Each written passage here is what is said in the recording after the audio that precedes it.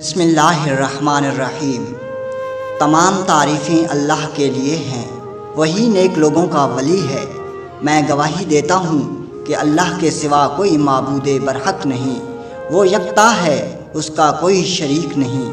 اور میں یہ بھی گواہی دیتا ہوں کہ ہمارے پیارے نبی محمد صلی اللہ علیہ وآلہ وسلم اس کے بندے اور آخری رسول ہیں۔ اے اللہ پاک ان پر، ان کی آل پر اور تمام صحابہ اکرام پر رحمتیں، سلامتی اور برکتیں نازل فرما۔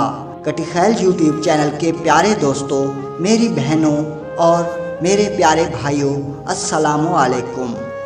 امیر المومنین حضرت عمر فاروق رضی اللہ تعالیٰ عنہ سے روایت ہے کہ ایک روز ہم حضور صلی اللہ علیہ وآلہ وسلم کے ہمراہ تہامہ کی ایک پہاڑی پر بیٹھے تھے کہ اچانک ایک بوڑھا زمین میں عصا لیے ہوئے حضور صلی اللہ علیہ وآلہ وسلم کے سامنے حاضر ہوا اور سلام عرض کیا۔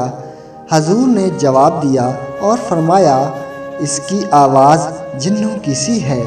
پھر آپ نے اس سے دریافت کیا، تو کون ہے؟ اس نے عرض کیا، حضور میں جن ہوں، میرا نام حامہ ہے، بیٹا ہیم کا اور ہیم بیٹا لاکیس کا اور لاکیس بیٹا ابلیس کا ہے۔ حضور صلی اللہ علیہ وآلہ وسلم نے فرمایا، تو گویا تیرے اور ابلیس کے درمیان صرف 2 پشتیں ہیں۔ پھر فرمایا، اچھا یہ بتاؤ تمہاری عمر کتنی ہے؟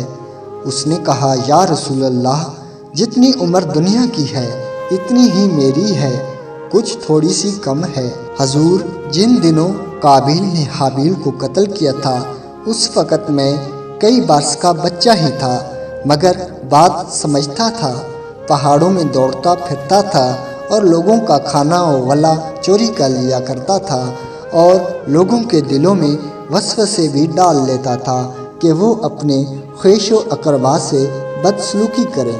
حضور نے فرمایا، تب تو تم بہت برے ہو۔ اس نے عرض کی، حضور مجھے ملامت نہ فرمائیے، اس لیے میں اب حضور کی خدمت میں توبہ کرنے حاضر ہوا ہوں۔ یا رسول اللہ، میں نے حضرت نوح علیہ السلام سے ملاقات کی ہے اور 1 سال تک ان کے ساتھ ان کی مسجد میں رہا ہوں۔ اس سے پہلے میں ان کی بارگاہ میں بھی توبہ کر چکا ہوں۔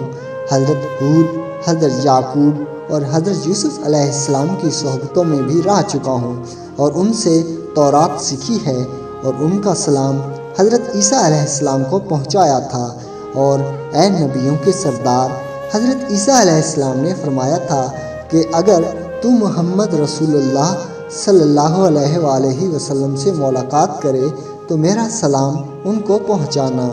سو حضور، اب میں اس امانت سے سبق دوش ہونے کو حاضر ہوا ہوں اور یہ بھی آرزو ہے کہ آپ اپنی زبان حق ترجمان سے مجھے کچھ کلام اللہ تعلیم فرمائیے۔